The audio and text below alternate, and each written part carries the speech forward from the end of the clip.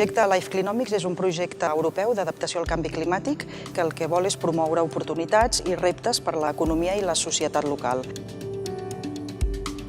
Ens focalitzem en 3 territoris, que seria la Reserva de la Biosfera de Terres de l'Ebre, la comarca de l'Alt Penedès i la Reserva de la Biosfera del Montseny, i amb 3 sectors econòmics, que són el sector de la pesca, el sector turístic i el sector agroforestal. Gràcies al treball de les meses territorials d'adaptació al canvi climàtic s'elaboren uns plans d'acció consensuats pels diferents agents participants en els que es fa una relació que derivaran en la selecció de 6 accions pilot que s'implementaran a cada un dels territoris, que després també hauran de servir una mica com a exemple d'accions a replicar en altres territoris de la Mediterrània.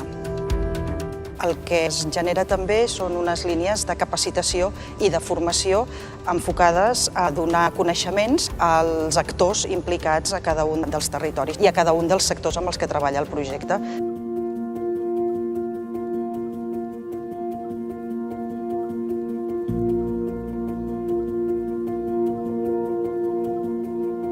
Serveis ecosistèmics són tots aquells serveis que el bosc ens aporta, ja sigui per sustentar la nostra salut, la nostra qualitat de vida, la nostra economia.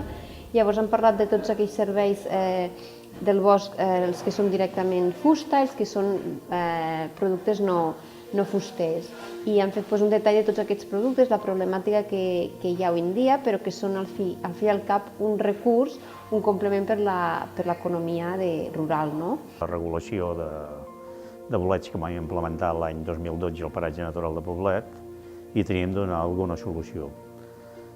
Sobre això vam muntar un equip tècnic, aquell equip tècnic va fer una normativa reguladora i al final vam tindre la sort de poder-ho implementar.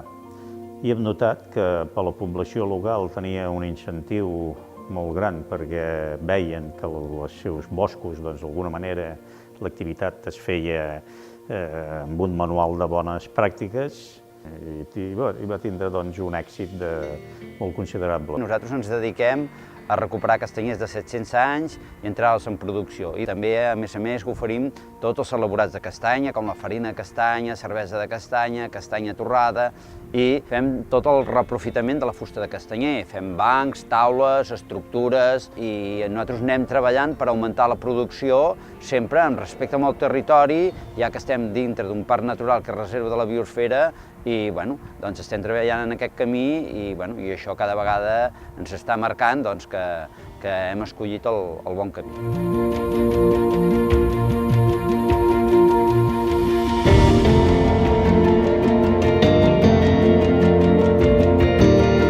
Si aquests serveis no es valoren, si no es paguen, llavors se perdran. Al final, una regulació a nivell de Catalunya trauries molt profit tant pels propietaris forestals, que tindrien una font d'ingressos, com per la conservació del recurs.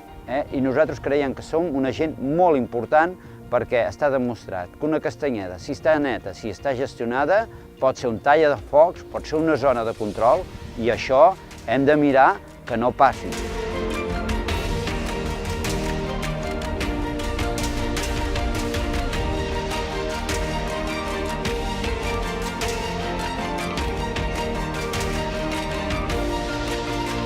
Hem de desenvolupar eines que ajudin a la propietat forestal a preservar aquests sectors de bosc tan valuosos.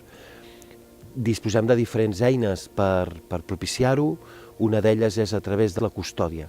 La custòdia és aquesta entesa entre una ONG i la propietat per assolir uns objectius de preservació i de valorització d'aquella finca forestal. Treballo amb l'associació Selvens i m'encarrego de tot el tema de formació de guies.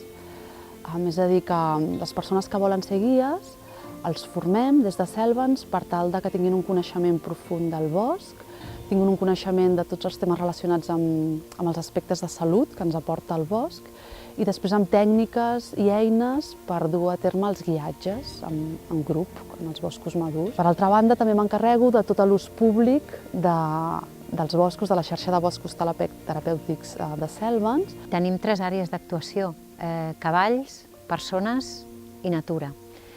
A cavalls doncs recuperem cavalls que venen d'abandonaments, de maltractaments, i el que fem és tornar-los a l'origen, tornar-los al lloc d'on venen, que és la natura.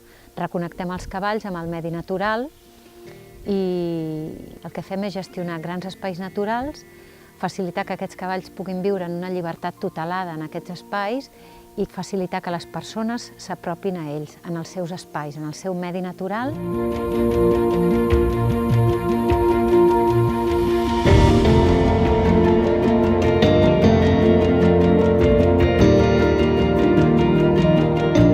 Si no participa tothom en les decisions de què s'ha de fer en aquests espais, és molt difícil que arribem a un consens i que es pugui actuar a temps.